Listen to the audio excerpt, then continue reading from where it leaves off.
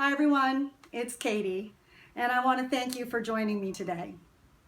So do you have a dream or a goal for yourself that no matter how hard you've tried, you haven't been able to make happen? Perhaps you want to lose those 20 pounds or start writing that book, get your business off the ground, stop choosing the same guys over and over to date. Oftentimes with such great intention and authentic motivation, we want to accomplish our dreams and goals, but yet we find ourselves somewhere along the line stuck and frustrated, unable to take what's in our head, all the information we have, and really translate it into results, feeling like we're not where we should be, feeling like we're in our own way somehow. And then we start to become doubtful and disappointed and wonder if this dream or goal that we have is something we should continue to pursue. So what I want to share with you today is the one thing that's happening, probably something you're not fully aware of, that's really standing in the way of your own success. And what I'm talking about is your self-talk. That day-to-day repetitive dialogue that goes on day in and day out, oftentimes without us really knowing. And this self-talk really starts when we're children, with our parents with good intention generally telling us to stop crying, to move on, to be strong, to be a good girl, to not bother anybody, to do that better, or you're not doing that right, whatever the case may be.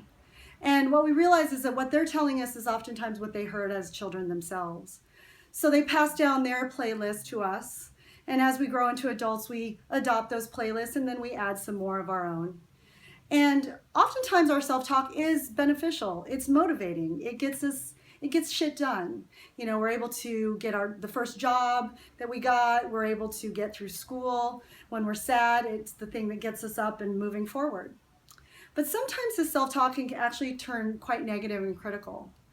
And how you know that that's operating in your life is really getting in tune with how you feel, without numbing or distracting your emotions. And if you are feeling sad or anxious, depressed, you're feeling physical symptoms like chronic stomach aches, headaches, fatigue, you find yourself judging, as humans we judge, but if you find yourself over judging, trying to find fault in every situation or every person, road rage is a classic symptom, then this is probably a sign that it's time to start looking inside and see what's going on. In my own life, I had achieved a certain level of success and I should have been happy by all accounts. But I wasn't. I was sad and a bit angry, and I was judging everybody. And what I realized was that there was a bully living inside my head, weighing down on my shoulders. And for so long, I actually thought that bully that lived inside me was who I was. And then I ended up judging who I thought I was, and so it just kind of fed into the cycle. So oftentimes these voices, they try to be encouraging, but they're not doing it in the right way. They oftentimes should us. They oftentimes make us feel like we're not enough, making us compare ourselves to other people. We're not pretty enough, smart enough, fast enough, whatever the case may be. And so what do we do when we know or realize that we have a lot of negative self-talk happening in our lives? The common misconception is that we want to get rid of things, get rid of parts of us, so that we can actually be somebody else, somebody newer, better, different, so we can finally be happy and fulfilled.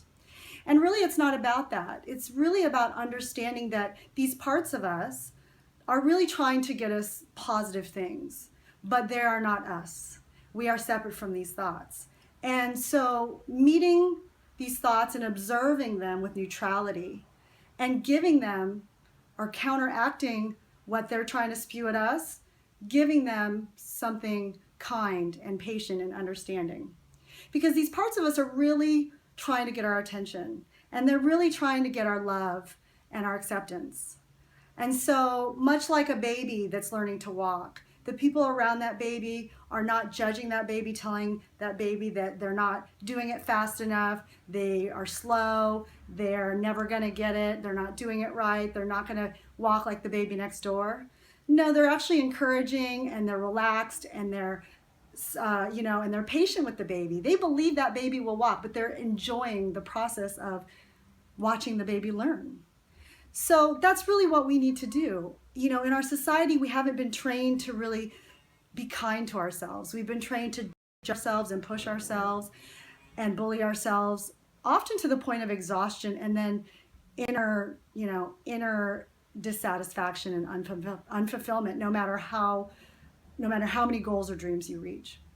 And so it's really about meeting this voice, this negative self-talk, acknowledging it, thanking it, and really just giving yourself the kindness and compassion and patience that you want to give everybody else around you. And truly understanding that the journey is really not within our control. The rate at which you reach your goals or arrive is not really in your control. And so it's about just kind of stepping back and relaxing and enjoying the ride and making it a pleasant ride. Because you can't bully yourself into transformation. You can't criticize yourself into going any faster than you are.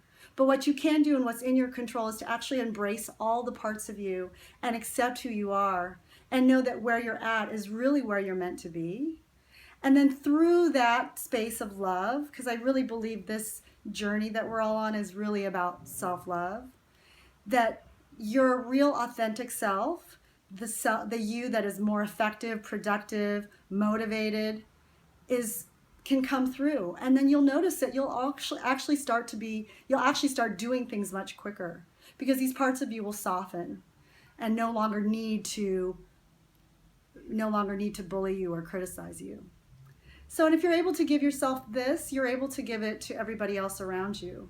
And that's really the way we create the kind of world we all say we want to live in. So I hope this has been helpful for you, and I hope you can use it in your life. I've really enjoyed speaking with you today, and I hope to see you all again soon. Blessings.